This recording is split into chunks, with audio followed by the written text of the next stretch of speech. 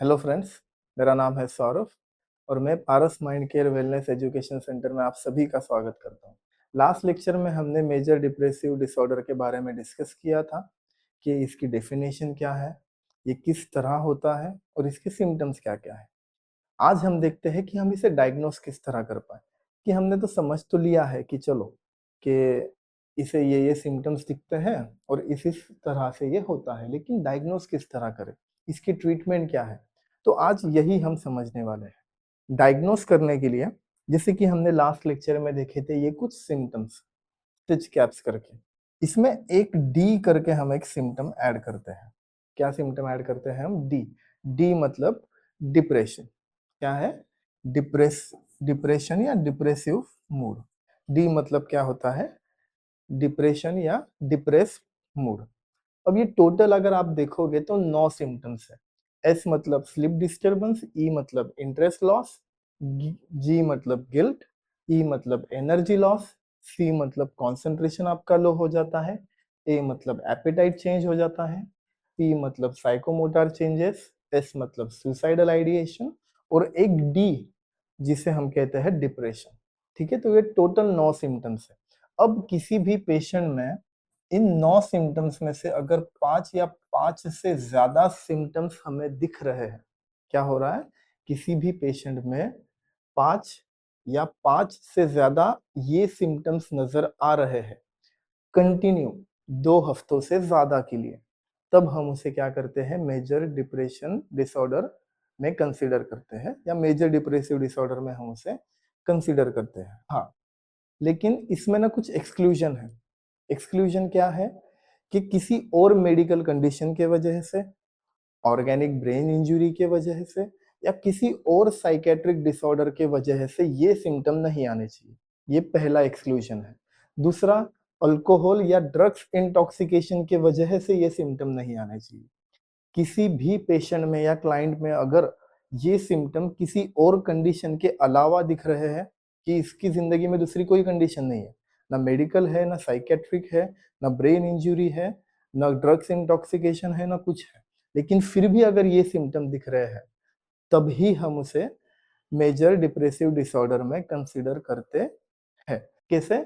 इन 9 symptoms में से at least 5 या 5 से ज्यादा सिम्टम्स 2 हफ्तों से ज्यादा के लिए, और ड्रग्स इंटॉक्सिकेशन नहीं चाहिए, अल्कोहल इंटॉक्सिकेशन नहीं चाहिए, कोई भी मेडिकल कंडीशन नहीं चाहिए और कोई भी साइकेट्रिक कंडीशन भी नहीं चाहिए, तभी हम उसे मेजर डिप्रेसिव डिसऑर्डर में कंसीडर या डायग्नोस करते हैं। तो ये हो गया diagnostic criteria of major depressive disorder. चलो ठीक है सर, हमने डायग्नोस भी कर लिया। अब आपके पास पेशेंट है कि उसे मेजर डिप्रेसिव डिसऑर्डर है, अब इसे हम ट्रीट कैसा करें? तो आपका कभी हेडेक वगैरह होता है, उसके बाद में चक्कर वगैरह आते हैं, बुखार हो जाता है ना? लेकिन फिर भी कल काम पर जाना है, तो क्या करें? तो हम फौरन एक पेन किलर लेते हैं, सो जाते हैं। आधा घंटा, 20-25 मिनट या आधे घंटे के आसपास उसका असर हो जाता है, हमारा सर दुखना बंद हो जाता है। लेकिन जो एंटी डिप्रेसेंट हम डिप्रेसिव डिसऑर्डर में यूज करते हैं, वो ऐसा 20 मिनट, 25 मिनट, 30 मिनट में काम नहीं करता। इसे इम्प्रूवमेंट मतलब पेशेंट में इम्प्रूवमेंट लाने के लिए कम से कम 2 से 4 हफ्ते का टाइम लगता है, और पेशेंट में फुल चेंजेस या पूरा इफेक्ट देखने के लिए हमें कम से कम 6 से 8 हफ्ते लगते हैं। तो ये जो एंटी डिप्रेसेंट है, ये किस तरह काम करता है? तो ये मेजर डिप्रेसिव डिसऑर्डर जो है या डिप्रेशन जो है, उसे कम नहीं करता।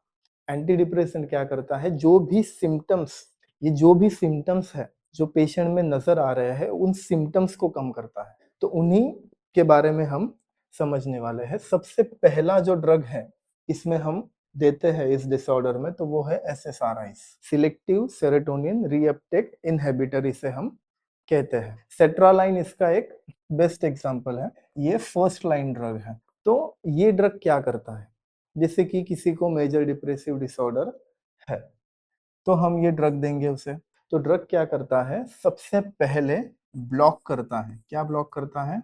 एब्जॉर्प्शन। किसकी? सेरोटोनिन की। जब भी हम किसी पेशेंट को एसएसआरआई देते हैं, वो सबसे पहले क्या करता है? एब्जॉर्प्शन ब्लॉक कर देता है सेरोटोनिन की।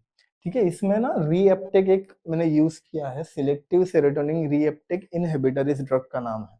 रीएप्टेक का मतलब होता है जो हमारे न्यूरोट्रांसमीटर होते हैं उसके एंड में जो भी हार्मोन्स है वो एब्जॉर्ब हो जाता है। ठीक है, जो भी हार्मोन्स होते हैं वो क्या हो जाते हैं, एब्जॉर्ब हो जाते हैं। तो उस एब्जॉर्प्शन को रोकना इस ड्रग का काम है। जैसे कि समझते हैं हम, इससे समझते हैं, अगर ये जाली है और मैं यहाँ से पानी डालूं तो क्या होगा, जाली से पानी नीचे आ जाएगा और इसमें भर जाएगा।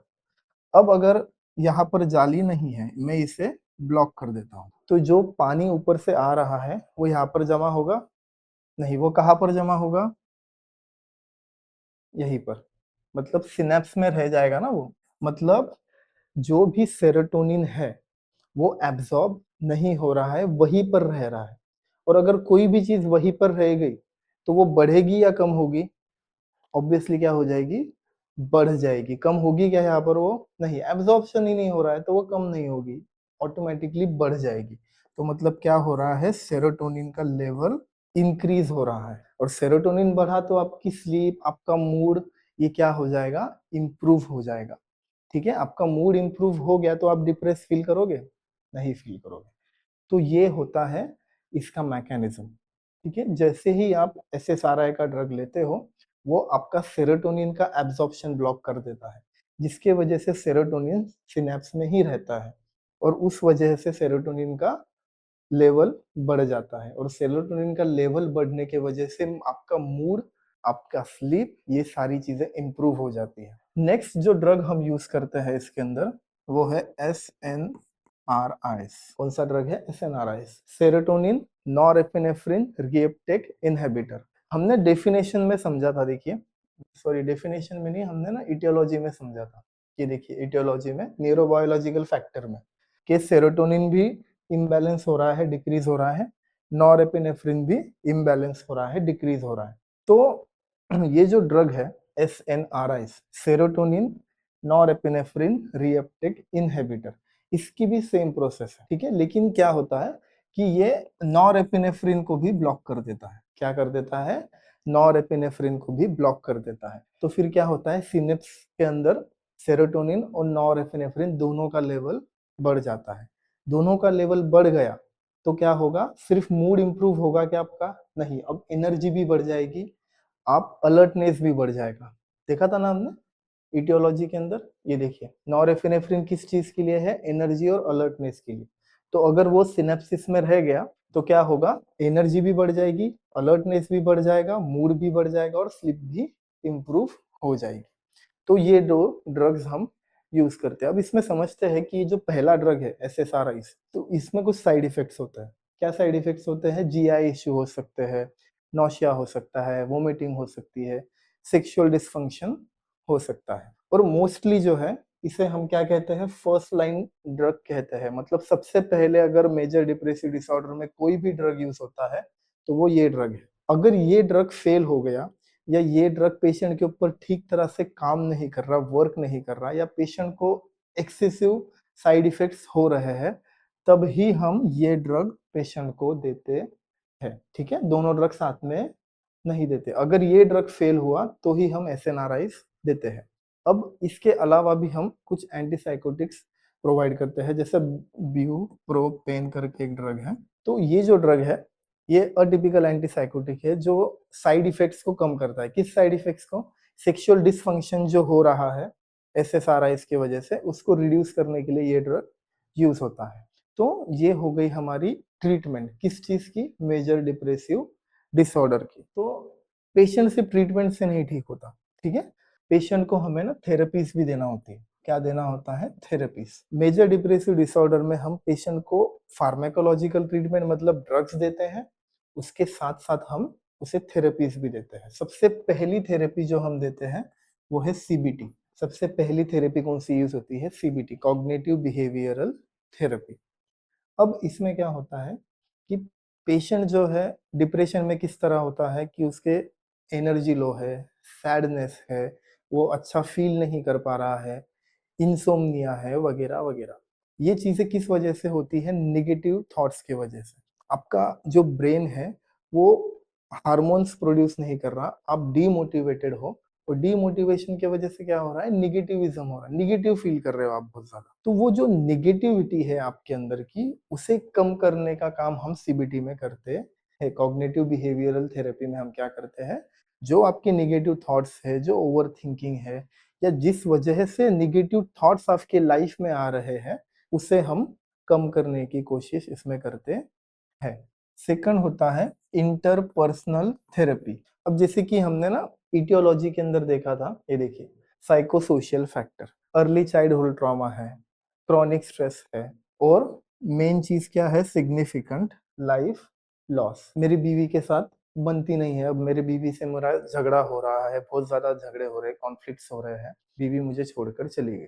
क्या हुआ, बीवी के साथ कम्युनिकेशन प्रॉब्लम हो गया ना, ठीक है, हम ठीक तरह से बात नहीं कर रहे। मेरी गर्लफ्रेंड है, उससे मेरी ठीक तरह से बात नहीं हो रही, हमारे झगड़े हो रहे हैं, हमें अभी रिलेशनशिप में नहीं रहना, ठीक है। माँ बाप के साथ झगड़े हो रहे हैं, मुझे माँ बाप के साथ नहीं रहना, दोस्तों के साथ झगड़े, ये क्या है, ये कॉन्फ्लिक्ट है जो हमारे डेली लाइफ में आ रहे हैं, जिसकी वजह से हमारा ट्रॉमा बढ़ रहा है। तो इसे कहते हैं हम इंटरपर्सनल रिलेशनशिप, इसे हम क्या कहते हैं, इंटरपर्सनल रिलेशनशिप।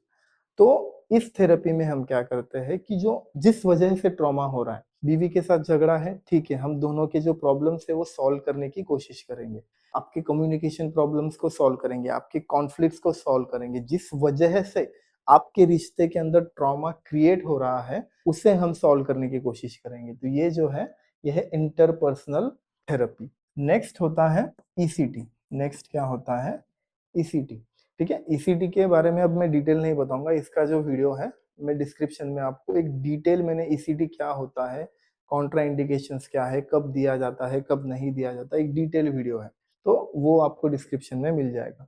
अब ये जो ईसीटी है, इसे हम कहते हैं इलेक्ट्रोकन्वल्सिव थेरेपी। इलेक्ट्रोकन्वल्सिव थेरेपी मतलब आपने देखा होगा, देखो पेशेंट को सुलाया जाता है और उसके सर पे ना दो चीजें लगाई जाती है, ऐसा घुमाकर इलेक्ट्रिक शॉक देते हैं, है ना, फिल्मों में देखा होगा ऐसा। पेशेंट सोता है, उसे यहाँ पे सर पे कुछ तो लगाया जाता है, और इलेक्ट्रिक शॉक। तो इलेक्ट्रिक शॉक की जो थेरेपी है, इसे हम क्या कहते हैं, इलेक्ट्रोकन्वल्सिव थेरेपी। ये कब देते हैं हम, जब पेशेंट के जो सिम्टम्स है वो सीवियर हो जाते हैं। सीवियर मतलब क्या, पेशेंट खाना नहीं खा रहा, पेशेंट सो नहीं रहा, पेशेंट पानी नहीं पी रहा, और पेशेंट कंटिन्यूअसली सुसाइडल आइडिएशन में है, सीवियर सुसाइडल आइडिएशन में है, 2-4 बार उसने सुसाइड का ट्राई भी कर लिया है। तो इस केस में हम क्या करते हैं, ईसीटी देते हैं पेशेंट को। क्या करते हैं हम इस केस में, पेशेंट को ईसीटी देते हैं। तो ये था मेजर डिप्रेसिव डिसऑर्डर के बारे में, जिसमें हमने समझा ट्रीटमेंट, डायग्नोस्टिक क्राइटेरिया, और कौन कौन सी थेरेपीज हम इस डिसऑर्डर में प्रोवाइड करते हैं, इस बारे में।